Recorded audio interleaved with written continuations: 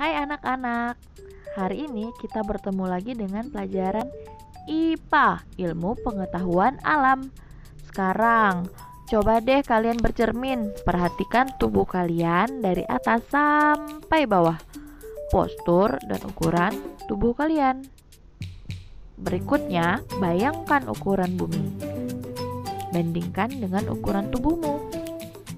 Bagaimana? Ternyata kita sekecil itu ya. Tapi jika salah satu bagian tubuh kita dikeluarkan, kemudian disambung, ditarik lurus, ternyata panjangnya mampu mengelilingi bumi loh. Nah, kira-kira bagian tubuh mana ya? Nah, pada manusia terdapat berbagai macam sistem, salah satunya sistem peredaran darah. Komponennya adalah darah, jantung, dan pembuluh darah.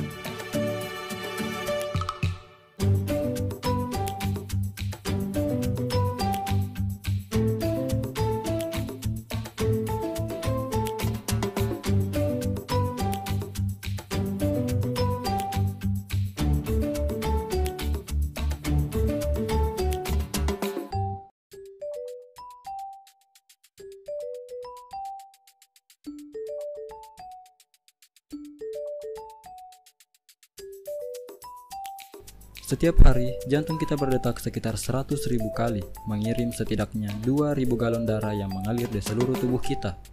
Meskipun jantung kita tidak lebih besar dari kepalan tangan, jantung memiliki peranan yang besar untuk tetap membuat darah mengalir sepanjang 60.000 mil dalam pembuluh darah, yang mengedarkan nutrisi dan oksigen untuk organ dan jaringan. Darah mengedarkan seluruh substansi tersebut melalui berbagai saluran yang disebut pembuluh darah.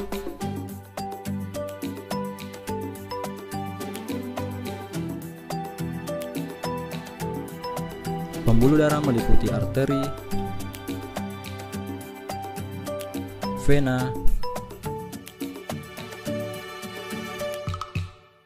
dan kapiler. Untuk membuat darah mengalir ke seluruh tubuh, kita memiliki sistem pemompa, dan jantung adalah pompanya, di mana jantung tersusun atas otot yang memompa darah ke seluruh tubuh, berdetak sekitar 72 kali per menit sepanjang hidup kita. Darah menjadi kaya oksigen dengan menyerap oksigen di dalam paru-paru. Jantung mulai bekerja ketika darah yang kaya akan oksigen terbawa dari paru-paru menuju ke atrium kiri melalui vena pulmonalis. Saat atrium kiri berelaksasi, darah akan terpompa masuk ke jantung. Saat atrium kiri berkontraksi, secara bersamaan ventrikel kiri akan berelaksasi. Atrium kiri menekan darah menuju ventrikel kiri melalui katup satu arah. Ketika ventrikel kiri berkontraksi, darah akan terpompa menuju aorta, di mana darah yang kaya akan oksigen dialirkan menuju bagian tubuh lainnya kecuali paru-paru. Darah yang kaya akan oksigen mencapai seluruh tubuh melalui pembuluh darah yang disebut dengan arteri. Pembuluh darah akan bercabang menjadi kapiler, yang selanjutnya akan menjangkau berbagai organ yang berbeda di dalam tubuh. Selanjutnya darah akan terdeoksigenasi, lalu pembuluh darah kapiler akan bercampur dan menuju ke pembuluh darah yang lebih tebal yang disebut vena. Vena akan membawa darah yang miskin oksigen menuju jantung. Pembuluh darah yang membawa darah yang miskin oksigen disebut dengan vena cava. Darah yang miskin oksigen dari seluruh bagian tubuh memasuki ruang bagian kanan atas dari jantung yang disebut atrium kanan. Atrium kanan akan berkontraksi dan memungkinkan darah untuk mengalir menuju ventrikel kanan melalui katup satu arah.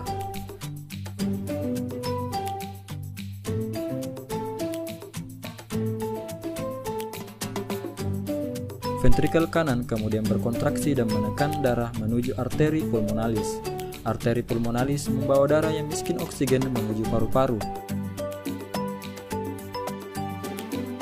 Paru-paru kemudian melakukan pertukaran gas terhadap darah sehingga darah kembali menjadi kaya akan oksigen. Darah tersebut selanjutnya akan dialirkan kembali ke jantung melalui vena pulmonalis dan kembali mengulang siklus sirkulasi tersebut. Nah, jadi sekarang sudah tahu kan bahwa bagian tubuh yang terpanjang adalah pembuluh darah. Sampai di sini dulu ya materi kita. Semoga bermanfaat dan kalian paham akan materinya. Terima kasih.